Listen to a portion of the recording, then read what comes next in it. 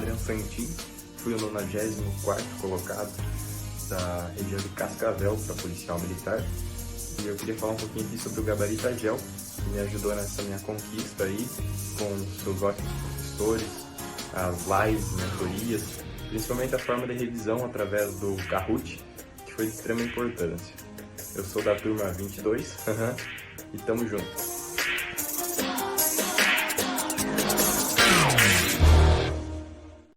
Fala galera, meu nome é Josiclé Medeiros, conquistei a aprovação aí na primeira etapa do concurso de soldado da PMPR, graças ao Gabarito Agel. Agradeço aos professores que nos deu apoio aí nessa trajetória rumo à aprovação, todos os madrugadões, os materiais, o conhecimento que foi disponibilizado, foi importantíssimo aí para eu conquistar esse objetivo. Só tenho agradecimentos e aconselho aí quem for prestar os próximos concursos a ir de Gabarito Agel, os melhores. Valeu!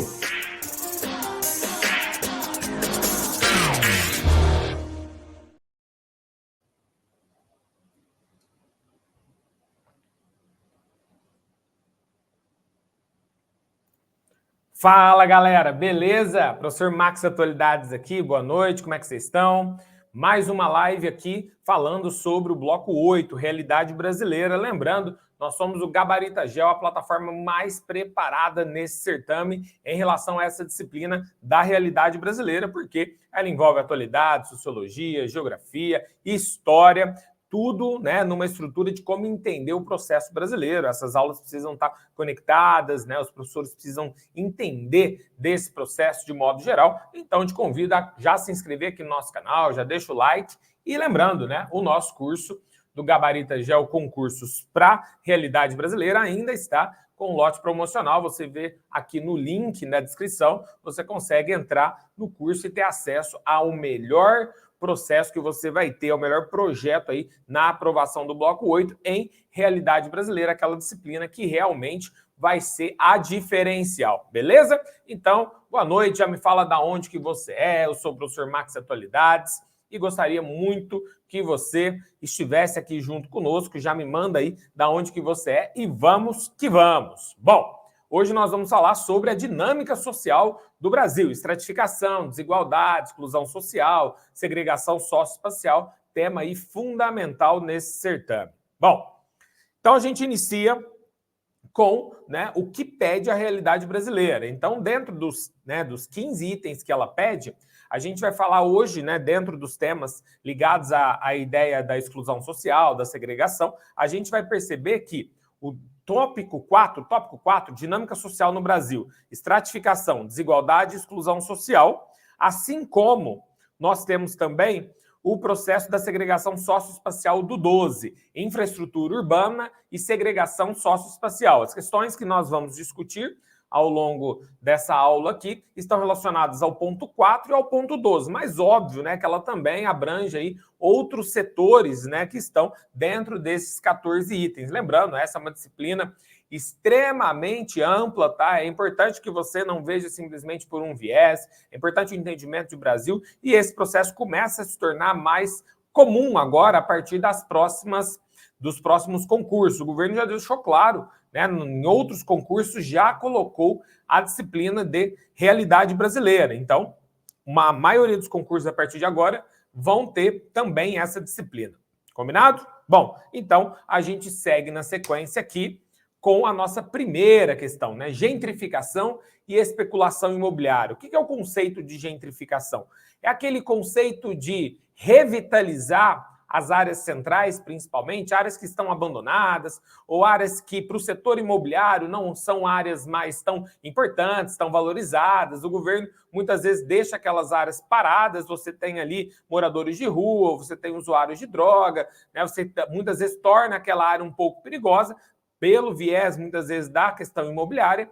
E aí, né, você vem na ideia da gentrificação, que é assim, vamos deixar essa área mais bonita, vamos revitalizar essa área, e realmente a área, em geral, fica bem mais bonita nessa revitalização. Só que, ao mesmo tempo que isso acontece, ela faz o quê? Ela expulsa, tá? Ela expulsa aqueles que não estão dentro do mercado imobiliário no padrão que esse novo processo quer, né? Então a gente tem em São Paulo, por exemplo, a nova Estação da Luz. O que acontece em São Paulo é um clássico tema aí da questão da gentrificação, que está ligada à estratificação social, à segregação social do Brasil. Então o plano da nova luz em São Paulo está muito envolvido também com a ideia da higienização, da limpeza, né, da política higienista, que é o que nós temos muito dentro das cidades, com o processo da Cracolândia.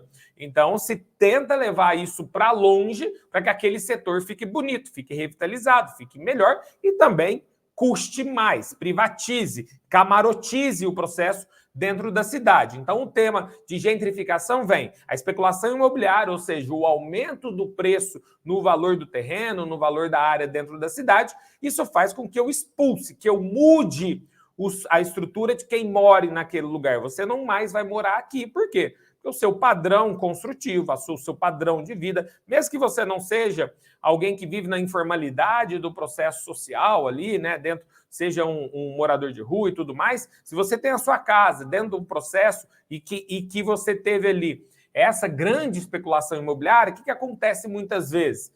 Você é eliminado de uma forma de uma pressão tão grande do mercado imobiliário, aqueles prédios super altos, tá? E aí você deve lembrar daquele filme Up, né, que é fantástico, que mostra, né, o Frederiksen, né, o senhor Frederiksen, né, infelizmente ele perde a esposa dele, né, já é um senhor idoso, e em volta da casa dele um monte de prédios, né, o forçando a vender a casa dele. Então, vai te forçando de tal forma, te tirando a privacidade, você não consegue mais sair no seu quintal, tem um monte de prédio em volta, então o setor imobiliário vai te forçando e acaba te expulsando, tá, da sua área. Então, esse é um setor importante em relação à gentrificação, que gera mais segregação socioespacial, porque eu tiro as pessoas das áreas mais centrais e elas, em geral, vão caminhar para as zonas mais periféricas, e aí você tem, né, toda essa questão de como a exclusão social acontece na ideia da especulação imobiliária, que é para melhorar uma área que muitas vezes está abandonada pelo poder público, o poder privado pega aquilo e torna aquilo um shopping center, torna aquilo um condomínio, realmente fica mais bonito, mas isso de maneira alguma integra, na verdade exclui socialmente aqueles que estavam naquela área, e muitas vezes não tem resolução, né, para onde as pessoas vão, simplesmente tira daqui, né, aquilo que os olhos não veem, o coração não sente, é basicamente isso, né, o que muitas vezes o poder público quer. Então, esse é um cenário, não quer dizer porque eu tirei daqui que eu resolvi a pobreza daquela pessoa, não, eu só tirei ela daquela vista, então resolvi o problema ali, mas eu joguei para outro lado. Ok? Bom, nessa linha a gente vai falar aqui da Zona Portuária do Rio de Janeiro, que vem recebendo muitos investimentos públicos e privados com o objetivo de promover sua renovação física e funcional. Então, o poder público faz aí uma parceria público-privada, né? Você tem a possibilidade de uma operação urbana consorciada, que é um instrumento urbanístico importante, tá, entre o poder público e a estrutura privada, na estrutura de revitalização muitas vezes. Só que para isso, o poder público ele cede vários índices, né? Pode construir acima do permitido, né? Você pode adensar mais em áreas que não poderiam, porque o poder público, né, vai dizer que ele não tem dinheiro, por exemplo, para resolver a situação toda daquele local, e aí ele acaba indo, né, para a parceria privada, que visa o lucro, obviamente. E aí a parceria privada faz a refuncionalização que o poder público quer, mas, em contrapartida, ela vai querer outros índices urbanísticos, ela vai querer poder se aproveitar melhor daquela área, ela vai pedir isenção fiscal. Então, tem diversas questões aí nessa parceria público-privada, tá? A iniciativa privada não entra para perder, obviamente, né? E tá certo, né? Se ela entrou numa parceria com o poder público, ela vai fazer o que o poder público quer, mas ela vai pedir a sua contrapartida no lucro. Então, você tem a estrutura de parceria público-privada no Rio de Janeiro, com o objetivo de promover a renovação física e funcional da área, né? Refuncionalizá-la. Considerando a charge, a nova dinâmica espacial pode ter a seguinte consequência sobre o processo de urbanização nessa região, né? Na metrópole carioca. Então, o que nós teremos ali, tá? Nós teremos um processo de mudança do perfil social, né? Então, as pessoas sairão daquela área, as pessoas mais pobres, né? As áreas menos privilegiadas, né, elas serão excluídas, porque eu terei grandes prédios, grandes condomínios. Então, a primeira coisa que acontece, né, é a alternativa A, mudança do perfil social. Porque na B ele vai falar assim, degradação do setor comercial? Não, na verdade vai melhorar o setor comercial, tá? A C, aumento da atividade industrial? Não, Porque geralmente essas áreas, né, elas vão se tornar áreas de serviços, comércio e não indústrias. Tá? A indústria vai ficando cada vez mais para fora desses principais eixos urbanos. A indústria vai ficando mais nas periferias, porque os setores que mais vão dar poder aquisitivo hoje são serviço e comércio, ok?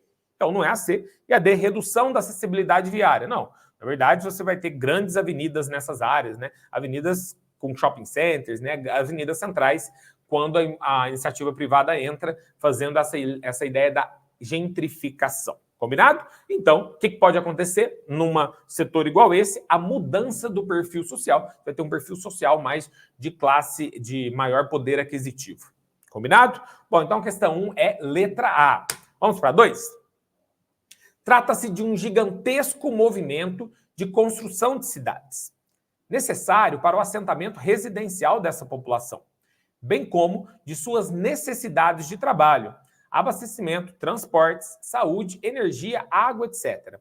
Ainda que o rumo tomado pelo crescimento urbano não tenha respondido satisfatoriamente a todas essas necessidades, o território foi ocupado e foram construídas as condições para viver nesse espaço. A Hermínia Maricato, nas grandes urbanistas do Brasil, então ela está falando, né, um movimento gigantesco na construção de cidades, né, a busca aí para resolver trabalho, abastecimento, transportes, água, mesmo que nós não tivemos tudo resolvido, né, de acordo com o texto, o território foi ocupado e foram construídas as condições para viver nesse espaço.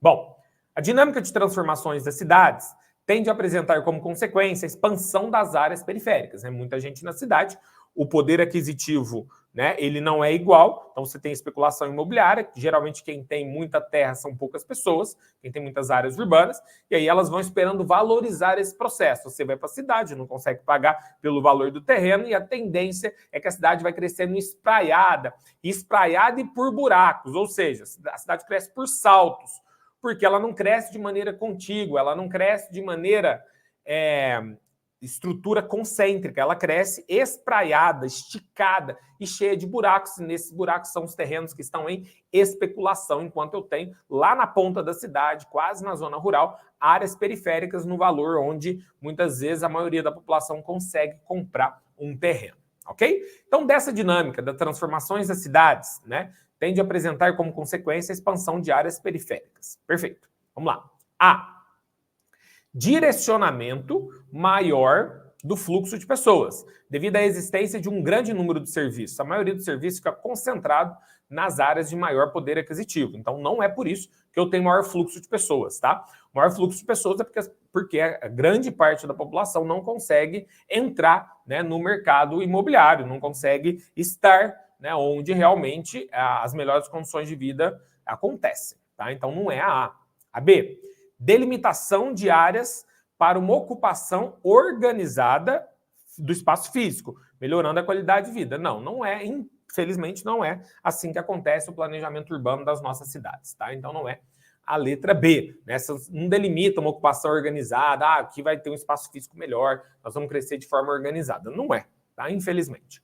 A C, crescimento da população urbana e aumento da especulação imobiliária. Perfeito. Então, se cresce a especulação, se cresce a população, você fala, vai ter mais áreas para as pessoas. Não. E aí se aumenta a especulação. Por quê? Porque você não quer, muitas vezes, que essas pessoas vivam, né, nesses bairros, nesses condomínios. Então, se aumenta o valor do terreno, tem gente que tem condição de pagar. Então, ao pagar esse processo, cada vez aumenta mais. Especulação é o seguinte, lei da oferta e da demanda, certo? Então, eu tenho um terreno numa área boa da cidade, eu falo que ele vale 500 mil, tem gente que está disposta a pagar, então ele vai subir mais ainda. Esse é o processo. Quem pode pagar um valor do terreno de 500 mil, de 800 mil, só o valor do terreno? Poucas pessoas. Mas essas poucas pessoas direcionam o processo imobiliário da cidade. Por quê? Porque a prefeitura, para liberar uma área de ocupação, por exemplo, uma área de moradia popular, ela vai para as áreas mais periféricas. Por quê? Porque nas áreas mais periféricas o valor do terreno está baixo.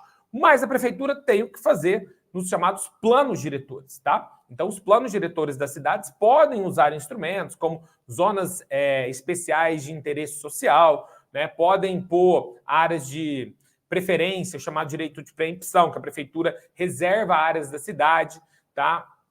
Que são áreas privadas, ela reserva, se na hora que o cidadão quiser vender, a prefeitura pode falar, a prefeitura tem preferência na compra para essa área depois ser áreas para áreas de ocupação, de moradia e tudo mais. Então, é possível, mas muitas vezes, né, os governos não têm coragem de bater de frente com o processo da especulação imobiliária, porque muitas vezes são eles os grandes financiadores das campanhas eleitorais. Tá? A D, implantação de políticas públicas que promovem a moradia e o direito às cidades aos seus moradores. Não é assim, né? Então, não, a cidade não está crescendo perifericamente porque a política pública está promovendo a melhor moradia e o direito à cidade aos seus moradores. Não, é o que dá, né? E é o que acontece muitas vezes, foi excluído, está fora do sistema, né? E aí você vai buscar aí financiamentos de moradias populares para os seus moradores, mas muitas vezes numa condição muito ruim, tá?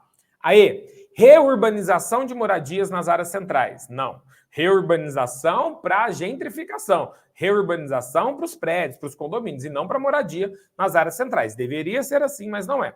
Mantendo o trabalhador próximo ao seu emprego. Não, o trabalhador vai para longe, enquanto o emprego dele, em geral, está nas áreas centrais, né, nas áreas mais importantes da cidade. Diminuindo os deslocamentos para a periferia. Pelo contrário, cada vez aumenta mais esse deslocamento. Então, a 2 é a letra C.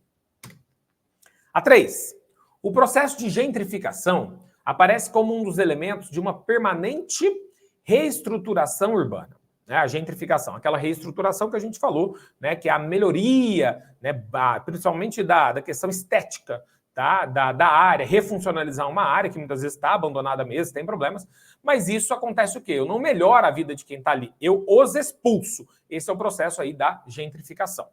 Processo esse que é parte da organização do espaço urbano, de acordo com as necessidades do modo de produção dominante na economia e que está em sintonia com os propósitos da estrutura dominante da sociedade em um período histórico determinado. Então, ali era uma área, por exemplo, de feira livre há um tempo, né, há 10 anos atrás. Hoje você tem uma mudança, a feira livre se desloca para outra área, aquela área ficou abandonada, e aí você precisa refuncionalizá-la. Mas você tem ali, né, pessoas que estão utilizando daquele espaço. O que se faz? Expulsa as pessoas e refuncionaliza. O problema não é a refuncionalização e nem a revitalização.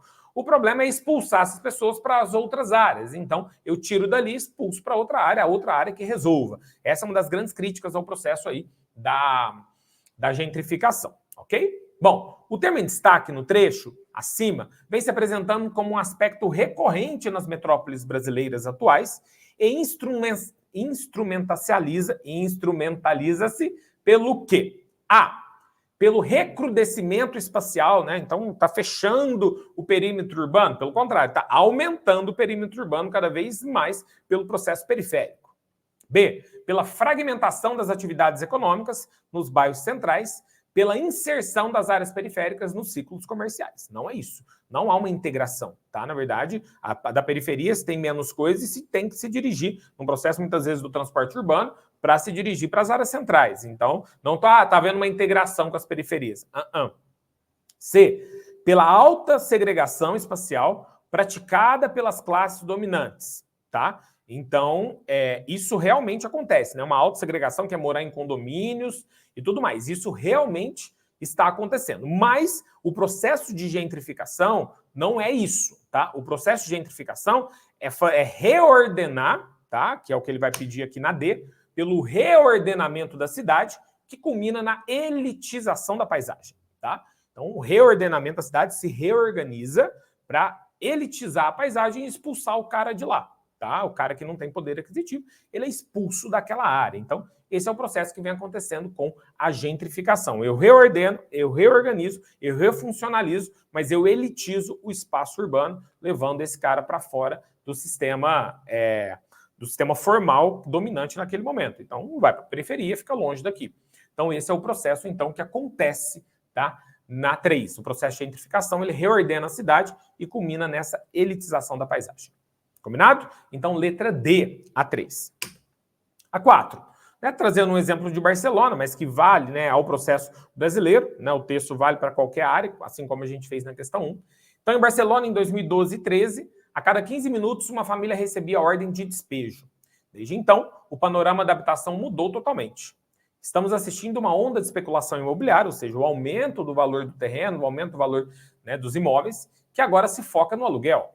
Explica Daniel Pardo, da Associação de Moradores para um Turismo Sustentável. Este fenômeno pôs em marcha um processo acelerado e violento de expulsão de inquilinos, acrescenta, onde a pressão da especulação imobiliária internacional e a indústria do turismo causaram um aumento substancial nos preços dos aluguéis. Os catalães têm hoje de gastar mais de 46% de seus salários com o aluguel. Para os jovens até os 35 anos, a taxa de esforço aumenta até os 65%. Não queremos que os habitantes de Barcelona sejam substituídos por pessoas com maior poder de compra, diz a porta-voz do Sindicato dos Inquilinos.